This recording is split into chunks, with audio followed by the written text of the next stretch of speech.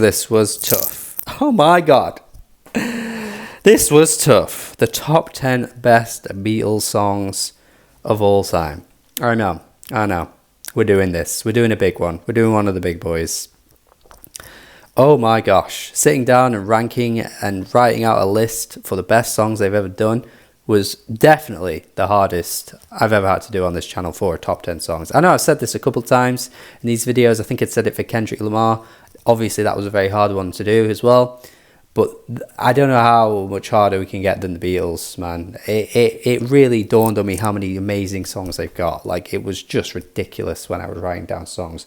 We're going to get to the honourable mentions at some point in this video, but good God, I just broke the bank with this one. Usually I do like 5 honourable mentions. I keep it pretty, pretty straightforward, but nah, not today. We're doing like God knows how many. There were too many to write down. To make a top 10 was hard enough on its own right, man.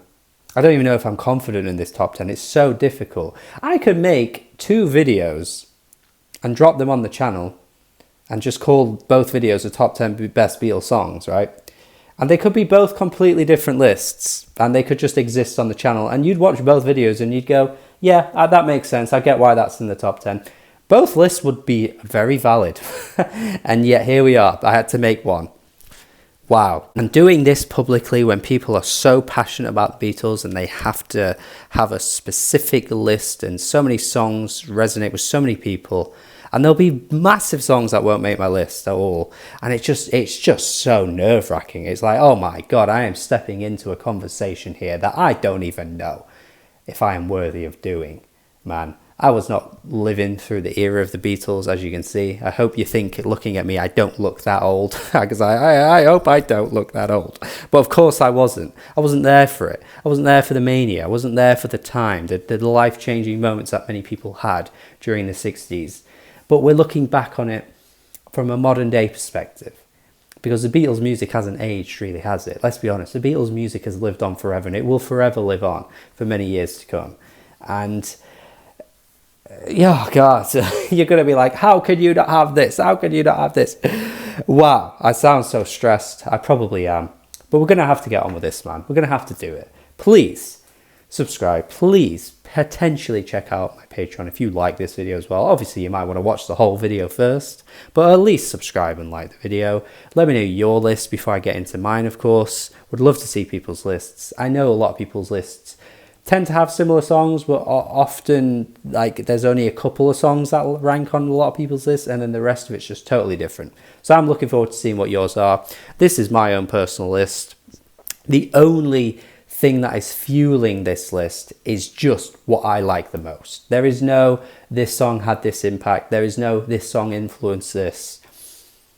These things do exist, of course, but that isn't the main reason as to why these songs make my list. So hopefully you enjoy it. Hopefully you agree with me. And yeah, let's get on with it. Let's talk about some Beatles. I don't even know if I've ever talked about them on this channel. Let's change that today, and we're going to do this.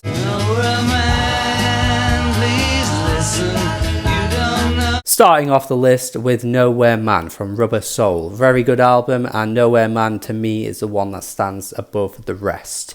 This feels like a bit of an unsung hero. To make this list, I feel like it should be proud because there's so many amazing Beatles songs, and yet you have made it onto the top 10 of Not Real Music's list. So you should be proud, Nowhere Man, because that's how good I think you are to make this list. I think this is a really fantastic song. I think it just really captures that kind of like barbershop quartet vibe of that era that was kind of going on, but the Beatles do it in their own way with their really wonderful vocal harmonies that come through. It's got that kind of Beach Boys vibe as well. You know, there's always been that Beach Boys versus the Beatles thing that goes on amongst fans, but it really goes to show that the Beatles can do that sound as well. It just really has this really lovely Baroque pop sound to it. Yeah, really love this one. Maybe not one that ranks as highly on other people's lists because I did have a look through. It tends to be in like maybe the 100 to 50 range. But I absolutely adore this track, man. I think sometimes the Beatles are just so good at making something so sweet and lovely, and it's hard to ignore. And they've got so many songs like that, and I think this is the one out of all of them that I maybe gravitate towards the most in that kind of soft and sweet sound. Because I'm not going to lie to you, I respect and appreciate some of the early Beatles stuff, but nothing from that like first few album run really is going to make this list. I think there's lots of great songs from that era, but to me, I think Nowhere Man, when they got to Rubber Soul, it kind of got more serious, and they kind of just added layers that made the music sound more full and lively to me. That just makes it work. So yeah, this to me is number 10. Let me know the way. At number 9, we've got The Long and Winding Road. The one that does land on Let It Be, because of course there is the Let It Be naked version, which is very different and strips away back all the strings, which I was reading, apparently McCartney preferred it that way and wasn't too keen on Phil Spector's addition of all the strings and the arrangements. And I'm just like, McCartney, man, you kind of missed on that one. Like, what are you talking about? This song sounds stunning. The Let It Be naked version is good, by the way. It is good. But you can't take away what Phil freaking Spector did. Are you crazy? You know what you're doing when you're making music, but you got this wrong. This sounds incredible. It sounds so beautiful. It sounds so... Oh, it's just stunning. It just sounds amazing with the strings, man. I absolutely adore this thing. Absolutely incredible. Apparently, maybe the lyrics are kind of a bit of an ode to perhaps John Lennon and maybe just kind of getting back to where they were, because at this point, relationship was rocky. We know this. You know, it's all well documented. I'm sure a guy in his 20s isn't going to have to tell you that. You probably are, if you're a viewer that's older than me, you're probably thinking, I don't want this guy to tell me stuff I already know. But yeah, I think that kind of might have fueled some of the anguish that kind of enters this song. But even if you don't look at it from that like view or look at it through that lens, it could really be about anything. It's still such a stunning song. I adore this one. I think the way it builds and it hits that kind of crescendo. Oh, it's a stunner. I absolutely adore it. If you watched me before, you know that kind of production does really resonate with me. You know, Emily Steinwall, that kind of thing, where just things kind of swell and it just reaches that beautiful moment. Yeah, love it. The Beatles, when they get in this mode, I think do it really well. And well enough that Aretha Franklin bloody covered it. That cover, by the way, is fantastic. It might rival this version. I can't decide which one's better, but Aretha's is so good. Of course, it lands on Young, Gifted and Black. Great album. Great album. And yeah, Aretha was kind of in her cover bag a lot of the time with her albums, but to cover the Beatles and do it as well as that is so good. But that's by the by. This is not about Aretha. I just wanted to point out that that cover is great if you've never heard it. Yeah, number 9, great song. When we're talking about experimental Beatles and Beatles just kind of going off the wall, off the chain, doing things that hadn't really been seen before, Tomorrow Never Knows, for me, is like at the top of that list of being great moments in their catalogue, because, oh, Jesus, the way this track sounds is just outrageous.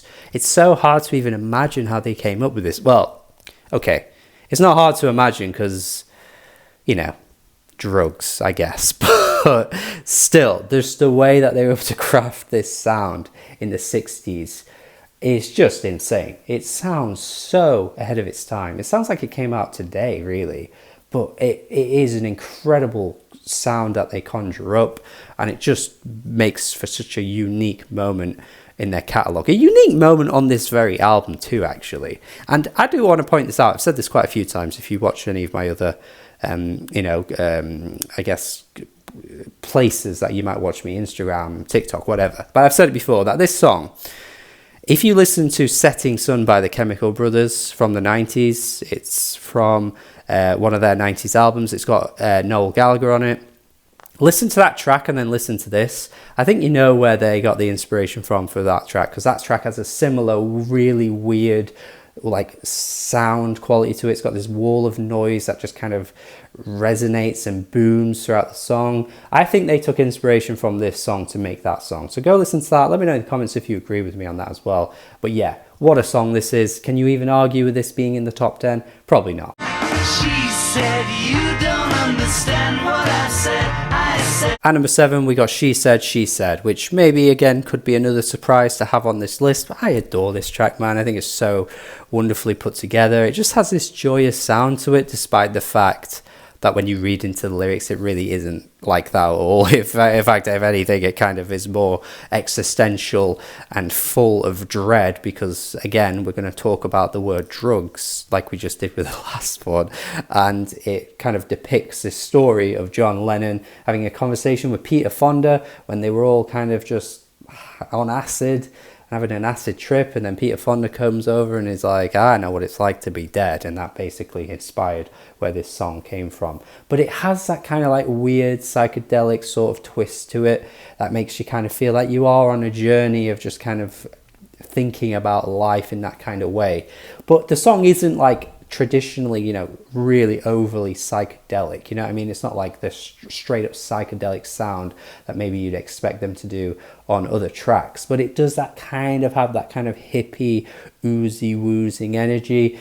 But it just sounds like a really wonderful, joyous track at the same time. It's a really cool combination of vibes to me that come together to just create this really impressive soundscape that I really like. So yeah, this was a John Lennon lead for this one on this one, but yeah, I'm a big fan of it. He decided to change the he to she because obviously he spoke to Peter Fonda, then that introduced the idea of the song, and I think that works because I feel like if you changed it and you sung he said, it still works, but it just doesn't sound the same. It doesn't feel as right. But the she said, it works, doesn't it? That's a clever little change that he did there that made the song ended up being so iconic that you made Not Real Music's list. There you go. That's the biggest praise you could ever get in your life, Mr. John Lennon. Yeah. Here comes the sun. Here comes the sun. Look. Undeniable classics had to be entered onto this list, didn't they? And this is a very obvious song to include on a top 10, but at number 6, man, how could I deny it? Here Comes the Sun, one of the most vibrant, sunny, just happy-go-lucky songs I've ever heard. It just doesn't even try to be anything other than that. But it's so simplistic in how it's just arranged and how they are writing the lyrics. But it just fills me with so much happiness listening to it. I couldn't not include it on my top 10. Yeah, sure, you might think there may be more obvious, famous Beatles songs that you want to see here. Perhaps a Hey Jude. Perhaps. It's not going to be on my list, but I can see why you might like it enough to put it on your list. But for me, Here Comes the Sun is that bitch. Yeah, it's that bitch. Just has such a nice wavy feel to it. So relaxed. And yeah, the guitar sounds wonderful on this track too. So many little details in the production that I just absolutely adore. Makes it so replayable. Makes it the kind of song that just never gets old to me. I can play it so much and it hits the same every damn time.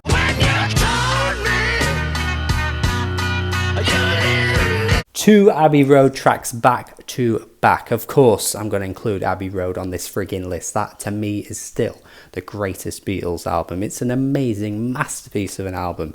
And Oh Darling is just nailed on for a top 5 to me. Like, again, I had a look through other lists before making this video. Not that it influenced my list in any way. If anything, it did the opposite, because I was just like, huh?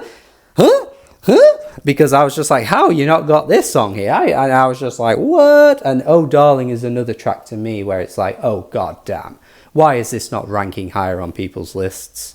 I'm sorry, I want to hold your hand. I'm sorry, you're a cute song, but you ain't got nothing on these vocals from friggin' Paul McCartney, who, by the way, I read into this, needed to do this over like 4 separate recording sessions or something like that, because it just strained his voice that much that he just struggled to keep that going for long periods of time. And yeah, I can see friggin' why.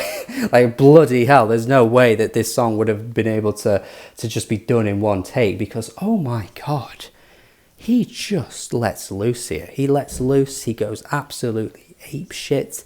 He lets out the wailiest wails. He's just not really hitting any notes or being on key, but yet it's perfect.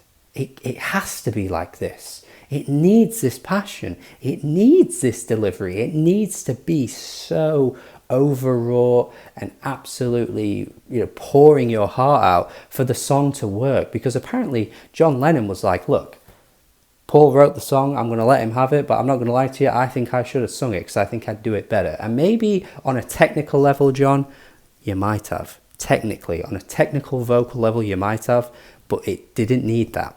I don't need a boyish singer to do this. I don't need friggin' Shawn Mendes covering this. I don't need friggin' Ed Sheeran covering this. I don't need anybody to do it because you would ruin it. It needs that unbelievable, undeniable, just screaming your heart out, screaming the pain, the idea of somebody not wanting you anymore. It needs it, and it just sounds so raw and real the whole way through. What a song. This is easy top 5 for me. Oh, amazing. Blackbird singing in the dead of night. And on the total opposite end of the scale, we got Blackbird here, who doesn't do any of those things and is much more subdued and restrained and softer. And one of the things that I do love about the Beatles is when they just kind of strip things back and make such a simplistic sounding track that just basically is just maybe, a guitar and vocals, basically like this song. You've got tracks like Yesterday that's so iconic for that reason as well. And yet they still make it so powerful. I mean, it's landed on 4 on this list for a reason. Making all this way into a top 5 songs of your entire career when there isn't really a huge amount going on just goes to show how powerful the track is. Just so delicate, so wonderfully arranged in how the vocals sound and the lyrics and just match everything so perfectly. Oh, it's a wonderfully stunning track. It really is. And when you read into the lyrics and the meaning of the track as well, being about the civil rights movement and the song being about a black girl trying to escape and find her freedom. I mean, Jesus Christ, writing this song during that time period, I don't know what the response was or if there was any kind of controversy or whatever. I don't know. I wasn't there for it. But how powerful is that to write a song like that during that time? Just amazing, really, to have one of the most high-profile, recognizable bands in the world making a song about that during the time that it happened. Yeah, that is incredible in itself. Of course, Beyonce ended up covering it this year. I think that's really cool to see as well. I think having a black woman, take the reins of the song and kind of take control of the narrative and, having her perspective make the song as well. I think that's really cool and just goes to show as well, this song is how many years old at this point? You've got one of the biggest artists of today still valuing this song, putting it on her own album, just goes to show how long lasting so many Beatles tracks are. And yeah, this track for me is a wonderful moment in their catalogue. Yeah, definitely when you're looking at the kind of slower acoustic-y tracks in their catalogue, I mean, it lands at the top of the list for me. It's a number 4.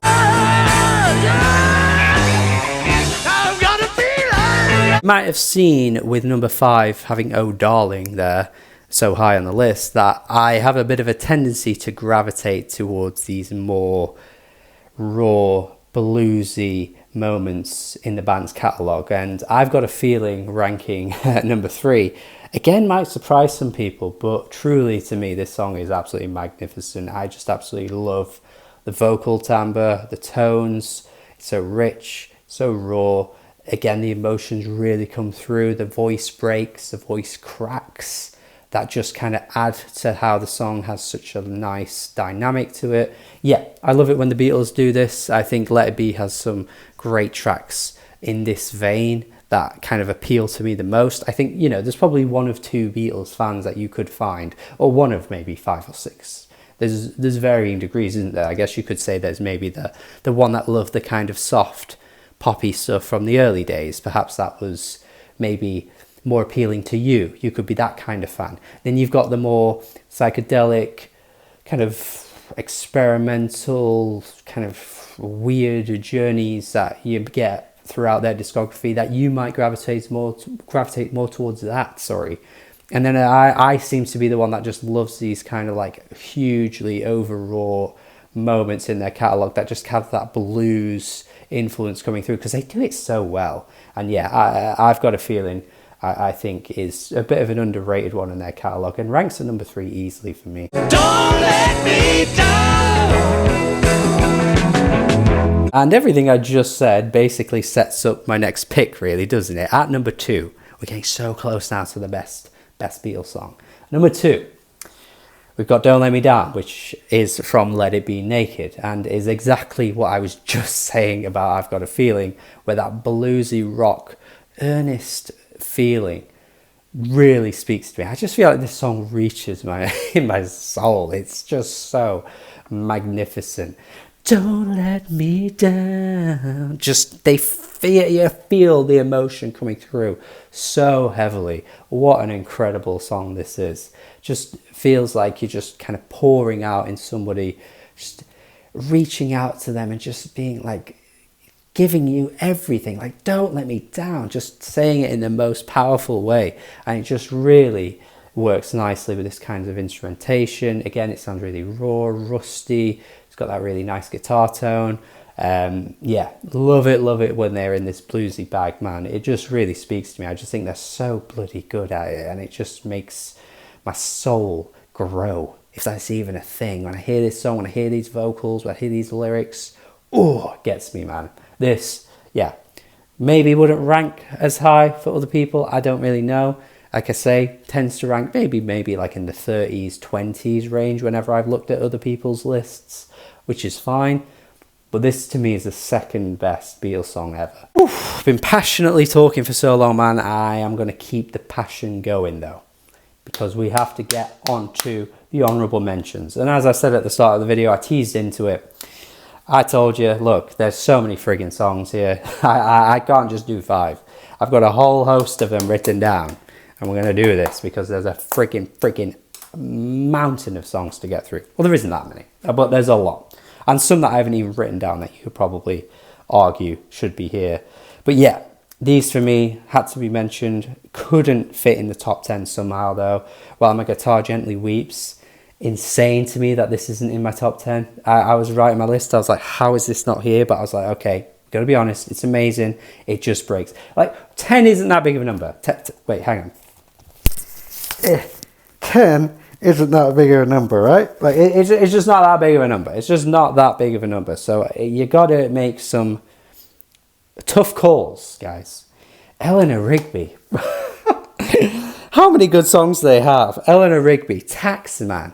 Yeah, I'm the tax man. Quite a clever little song about taxes and stuff. It's a fun little song. Feels like it's all relevant today, maybe. I don't know. Glass Onion, great Ryan Johnson film too, I've got to say. Great Ryan Johnson film. It was a great film. It was a great film with Janelle Monáe. Just putting it out there, man. Come Together. How is that not in the top 10 though? Like, I'm looking at this list, I'm thinking, what am I doing here? Is my top 10 even good? Like, these songs are crazy. Get Back, fun little jam. Love that little track from them. Get Back. She's got a ticket to ride. And Day Tripper. I feel like both those songs have the same vibe. Maybe because they're kind of like, you know, I don't know. Great songs. I Want You, She's So Heavy. Oh my God. This whole list could just be Abbey Road songs. Literally carry that weight. The top 10 could just be Abbey Road. I could just pick 10 songs from Abbey Road and it would be fine. Nobody would question it, I don't think. Yeah. In My Life, of course, wonderful little track that one is. Rubber Soul again, getting some more representation. Strawberry Fields Forever. Strawberry Fields Forever. Yeah, unbelievable, honestly. Again, this really always makes people's lists. Every top 10 I saw, this was there. So, yeah, this one feels like maybe one of the biggest omissions. Because if everybody's got it in their top 10, I'm sure people in the comments are going to be like, how have you not got this in your top 10?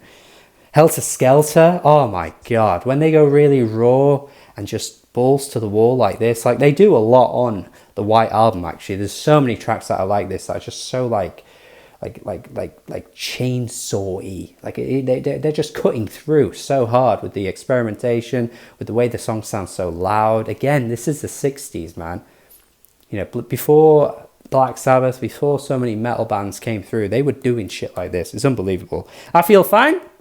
What a little jam. Got to mention that one. Great little fun jam that one is. It kind of become like a Liverpool anthem, I guess, for football in the UK. If you're not British, you won't even know what I'm talking about. But yeah, it's become a bit of an anthem for Liverpool FC. So yeah, cool little track, that one. I'm sure if you're a Liverpool fan, you'd probably have this in your top 10. And Lucy in the Sky with Diamonds as well. Great track. You're probably thinking, actually, oh my God, he's done this whole top 10 and he's not mentioned Sgt. Pepper's yet. And I actually have a bit of a weird relationship with the album. I think there's some great tracks on it. Day in the Life, another honourable mention, of course, as well. But yeah, I've never really fully clicked with that one. When it's like the one album that Beatles fans tend to like agree upon as being the best, I've always been a bit confused by it. I think it's got some good tracks. I think the experimentation is welcomed. I think what they were trying to do for its time is incredibly impressive. But I just, as a whole album, I don't think it's got that many songs on it that really stand out to me that I would go back to as regularly as so many other songs here, apart from Lucy in the Sky, of course. A Day in the Life, 2 great tracks there, obviously. But yeah, just in terms of like individual tracks, no, I don't know. It's never really been that kind of album for me. It's just an impressive album to listen to because it came out in 1967. But in terms of how it's aged, I'm not sure. Maybe a bit of a hot take, that one there, but yeah. Oh, so many songs. I could rearrange this whole top 10 and put all those songs I just said in a new top 10. And it would still be a great list. How mad is that? The Beatles are ridiculous. They're as good as people say. They really are. But let's do number 1 now. I think you might have worked it out if you're trying to figure out some of the things that like haven't popped up yet. I've said so many songs and there's like one obvious song that hasn't been said yet. I mean, there could be many obvious songs. Like I've already said, I mentioned Hey Jude, Let It Be. They're iconic Beatles songs. I Want to Hold Your Hand. But they're good. I just don't value them as being the best they've ever made. You know what I mean? But there is one really iconic song that's not popped up yet. You've heard me speak about Abbey Road in such high ways. I think by this point, you know what's number 1.